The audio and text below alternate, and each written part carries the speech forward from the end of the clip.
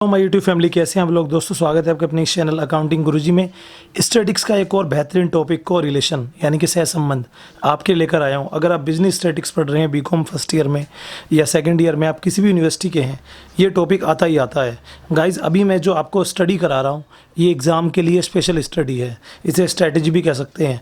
बहुत सारे स्टूडेंट जिनकी प्रिपरेशन अभी रह चुकी है, मेरी खाली वीडियो देखकर वो पास हो सकते हैं, ये मेरा दावा है। और अगले साल अप्रैल और मई से मैं आपको रेगुलर वीडियो प्रोवाइड कराऊंगा आपके चैप्टर वाइज हर चीज़ की। तो चैनल से जुड़ जाइए अगर आप फ्री में स्टडी करना चाहते हैं अपने बड़े भाई के साथ। सो एज ए लेक्चरर मैं आपको हमेशा गाइड करता हूँ। सो ये है कोरिलेशन के बारे में आज समझेंगे। इसके दो ही मेथड, काफ़ी सारे मेथड इसके होते हैं, लेकिन मैं आपको प्रीफर करूँगा कि आप इसके दो ही मेथड प्रिपेयर करें। और सीसीएस यूनिवर्सिटी हो, डीयू हो या और कोई यूनिवर्सिटी हो, यही ज़्यादातर आती हैं क्योंकि ये 80% इनका रेशियो रहता है पूरे चैप्टर में। डॉक्टर कार्ल पियर्सन और एक स्पीयरमैन रैंक डिफरेंस मेथड, ये दोनों ही काफ़ी अच्छे फॉर्मूले हैं। इन्हीं बेसिस पर आपका कोरिलेशन ज्ञात होना है। सबसे पहले बात करते हैं कोरिलेशन। सहसंबंध होता क्या है। सह मैंने होता है दो जनों के बीच का बात, और संबंध मैंने उनके बीच का रिलेशन।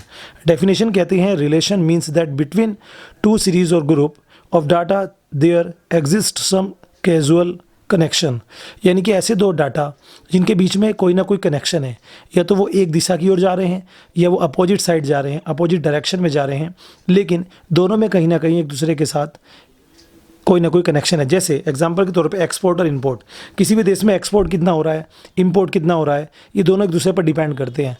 और जब भी एनुअली उसका कोई भी कैलकुलेशन की जाती है या उसका एक बार रिकॉन्सिलेशन किया जाता है, तो उसमें देखा जाता है कि एक्सपोर्ट ज़्यादा है या इंपोर्ट ज़्यादा है। तो बेस्ट है ये कोरिलेशन, हर जगह क्षेत्र में काम आता है। तो आप समझिए, सबसे पहले इसका जो फॉर्मूला है वो है कार्ल पियर्सन का। कार्ल पियर्सन के द्वारा इसका स्टैंडर्ड फार्मूला कहा जाता है। अगर पेपर में कुछ नहीं आया और आपसे कहा कि दो जनों के बीच में संबंध बताइए, जरूरी नहीं है कि वहाँ पे कहेगा कि सहसंबंध निकालिए, वहाँ पे कहेगा कोरिलेशन बताइए या संबंध बताइए, तो समझ जाइए कि आपको कोरिलेशन निकालना है। यानी कि जब दो डाटा सेम दिए हों, उनके बीच में कोई कनेक्शन हो और पूछा जाए कौन सा अच्छा है कौन सा बुरा है, कौन सा अच्छा है कौन सा बुरा है, विच इज़ गुड और बैड, सो वहाँ पे कैलकुलेट होता है सहसंबंध। फॉर्मूला है R = sigma dx dy upon n × SDX SDY। ये सॉरी गलत हो गया, SDY। SD means standard deviation. एक फार्मूला ये है, ये थोड़ा सा बड़ा फार्मूला है लेकिन इसको शॉर्टकट किया हुआ है, लेकिन आप इसको शॉर्टकट मत मानिए, ये इसी का ही रूप है। Sigma dx dy upon √ sigma d² x × d² y। जो x और y तो डाटा होते हैं, उनका d यानी कि डेविएशन करके उसका स्क्वायर निकाल के आप उनको रूट में रख सकते हैं। ये इजी पड़ेगा, तो इस वाले फॉर्मूले को ही आप प्रीफर करें। दूसरा होता है स्पीयरमैन रैंक डिफरेंस मेथड। इसका फॉर्मूला है R इसका इंडिकेशन मार्क है, R फॉर कोरिलेशन और R फॉर रैंक। 1 - 1 सबसे अलग है, 6 sigma d² upon n × n² - 1। n means जितने डाटा हैं, number of data, that is n। तो गाइज इसको तो हम बाद में लेंगे, आज की वीडियो में हम कार्ल पियर्सन का फॉर्मूला समझेंगे। वीडियो काफ़ी लंबी हो जाती है तो मैं इसके दो पार्ट कर दूंगा, फिलहाल आप एक समझ लीजिए। और दो फॉर्मूले और समझिएगा साथ में, काफ़ी खास हैं। ये है आपका PE यानी कि प्रोबेबल एरर, जिसको हम संभाव्य विभ्रम कहते हैं। ये हमेशा रिलेशन के बाद देखा जाता है। रिलेशन के बाद मतलब गलतियाँ कितनी हैं जो आपने कैलकुलेशन की है, उसके अंदर संभावनाएं कितनी हैं। तो 2/3 bracket 1 - R²। R means correlation, जो ऊपर ज्ञात करेंगे उसको हम यहाँ रखेंगे, बटे नंबर ऑफ आइटम्स रूट में रखेंगे n। इसके बाद होता है स्टैंडर्ड एरर, मानक विभ्रम। ये कभी कभी इसी के साथ आ जाता है, तो उसमें ये 2/3 हटा दीजिए। यानी कि अगर P की मैं बात करूँ तो SC का 2/3 ये होता है। आपके सामने मैं एक क्वेश्चन भी दिखाता हूँ आपको। जैसे आप देख सकते हैं क्वेश्चन नंबर 15 मेरे पास है, और ये कोरिलेशन का। ये इससे पहले मैं आपको एक चार्ट समझाना चाहूँगा। ये चार्ट एक ऐसा चार्ट है जिसको आपको समझना बहुत ज़रूरी है।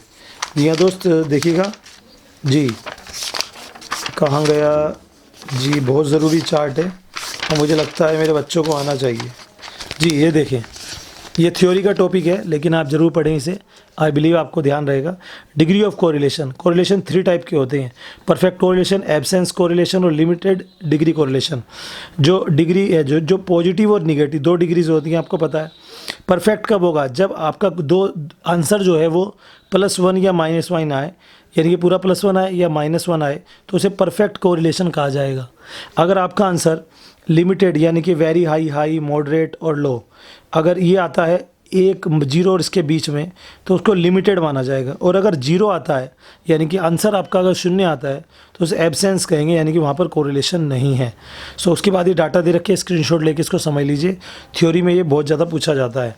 चलिए क्वेश्चन आपको बताते हैं। क्वेश्चन नंबर 15 मेरे सामने है और इसमें कहा हुआ है कैलकुलेट कॉल पियर्सन। तो चैनल को सब्सक्राइब नहीं किया अभी तक आपने यार, इतनी फ्री आपको प्रोवाइड करा रहा हूँ, अपने फ्रेंड्स को शेयर करें, चैनल को सब्सक्राइब कर दें। और आपके लिए ग्रुप बनाया हुआ है मैंने टेलीग्राम, उसमें जाके ऐड हो जाइए, डिस्क्रिप्शन में लिंक है। और मुझे इंस्टाग्राम पर फॉलो कर लीजिएगा।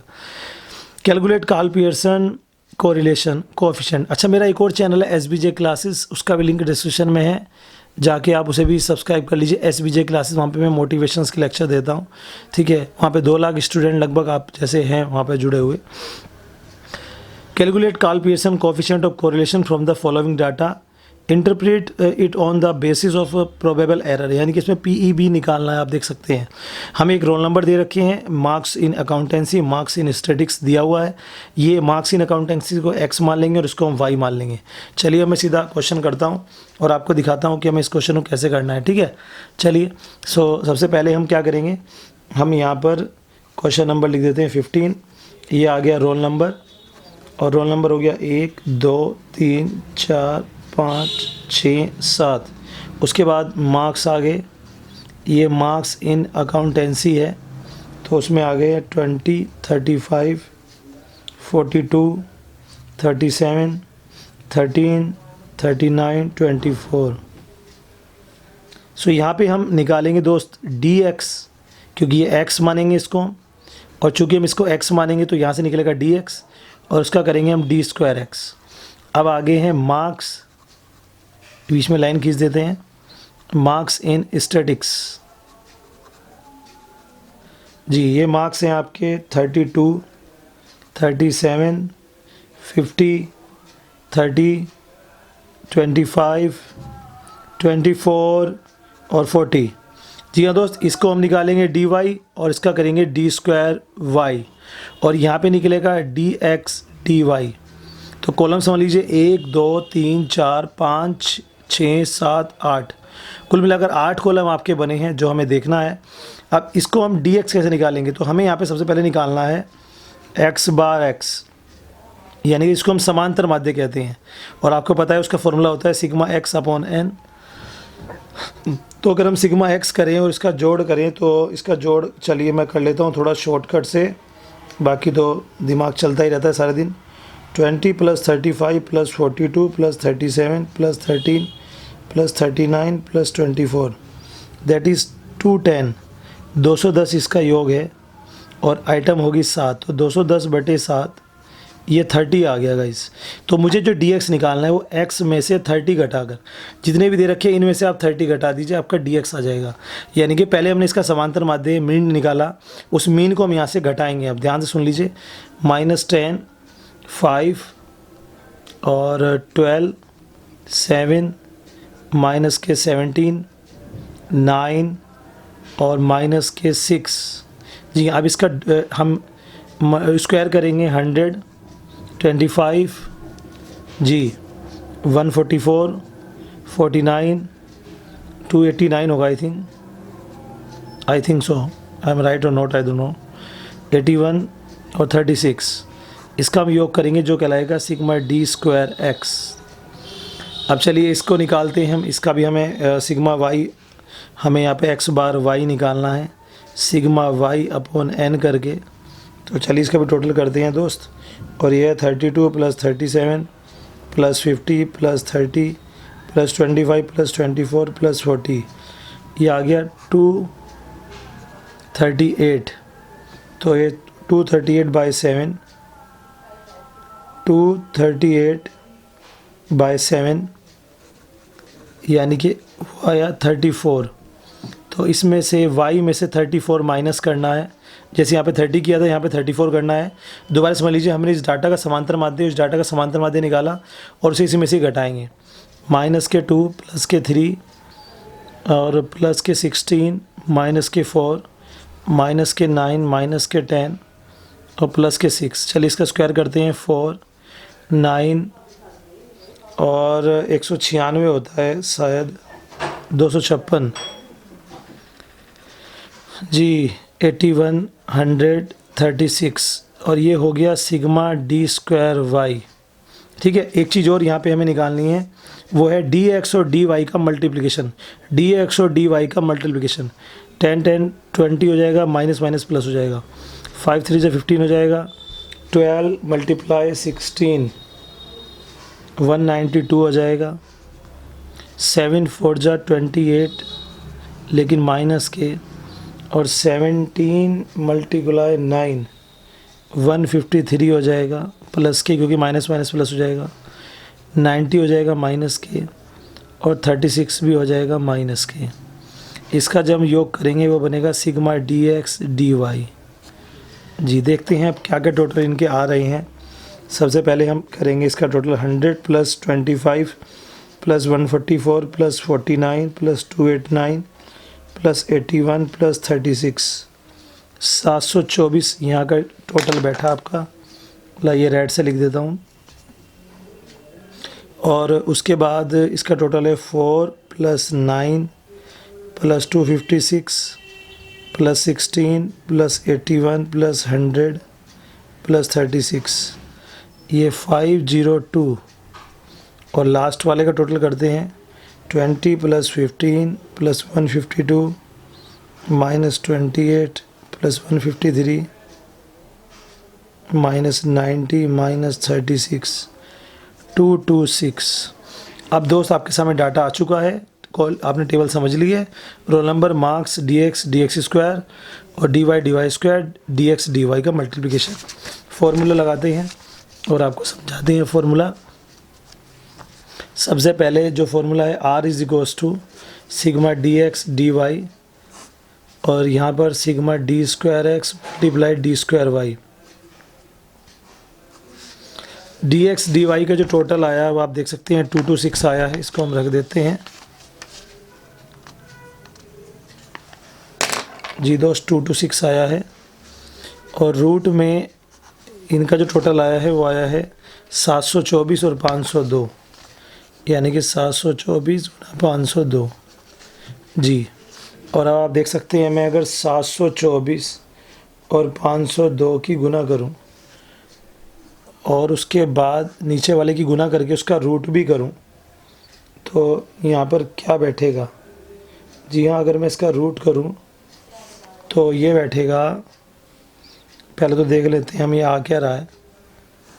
ये आ रहा है 363448, और उसके बाद 226 और इसका हम रूट करेंगे। जी मैं रूट कर लेता हूँ इसका, 363448, ये आ रहा है 602.867। इसको हम डिवाइड करेंगे और ये आंसर आ गया 0.3748 है, तो उसको मैं 5 कर लेता हूँ। ये आंसर आ गया आपका, आप देख सकते हैं बुक में आपका आंसर सामने है 0.375। अब इसका अगर हमें PEB निकालना है, प्रोबेबल एरर, तो उसके लिए क्या फॉर्मूला है 2/3, और क्या बताया था मैंने आपको 1 minus r square upon root n। तो 2/3 1 माइनस आर हो गया 0.375 का स्क्वायर अपॉन रूट n हो गया 7। ठीक है दोस्त, तो अभी हम क्या करते हैं, हम 2/3 एज इट इज़ रहने देते हैं और 0.375 की गुना करते हैं 0.375 से और माइनस करते हैं 1, माइनस करते हैं 1, तो ये बैठेगा 0.859, और बटे हम रूट निकालते हैं 7 का, तो ये बैठेगा 2.646। चलिए अब देखते हैं क्या बना। तो 0.859 डिवाइड बाय 2.646। जी हाँ दोस्त, और 2/3 मल्टीप्लाई 0.3246, और आप इसे काट लीजिए, गुना 2/3, तो ये आया 0.217 कर लीजिए, ठीक है जी। सो ये आपका एस सी और पी आ गया है, ऐसी भी ऐसे निकाल सकते हैं आप। तो ये था कोरिलेशन गाइस, इस कोरिलेशन को मैंने समझाया आपको। वीडियो काफ़ी लंबी ना हो जाए इसलिए मैंने आज समझाया है आपको ये वाला मेथड। अगली वीडियो में आप समझना स्पीयरमैन मेथड। तो चलिए, thank you very much video देखने के लिए। चैनल को सब्सक्राइब कर लीजिए और इन्फॉर्मेटिव वीडियो